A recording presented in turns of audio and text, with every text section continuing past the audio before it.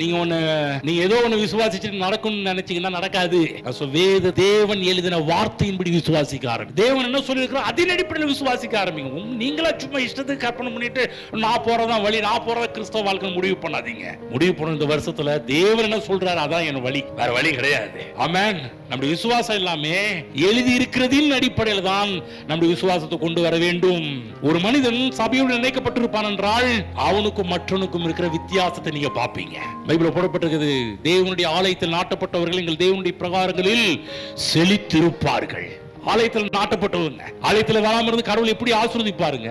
சபை கூடி வருதல விட்டு விடுகிறது போல நான் விட்டு விட மாட்டேன். நான் சொல்றேன் அடுத்த வருஷத்துல எனக்கு ஒரு சந்தோஷம், எல்லாருமே இந்த வருஷம் லீவு போடாம வந்தாங்கன்னு நான் கேட்க முடியுங்களா? நம்ம என்ன பண்ணணும்னா இந்த வருஷம் முழுவதும் தேவனுடைய ஆலயத்துக்கு வந்தங்க. அவ்வளவு பிரச்சனை, கஷ்டம், மழை, வெயில், பனி எல்லாம் இருந்தோம். நான் ஆலயத்துல வந்து கர்த்தரை துதித்தேன் என்று சொல்றது எவ்வளவு பெரிய ஒரு சந்தோஷமான ஒரு காரியம் தெரியுங்களா?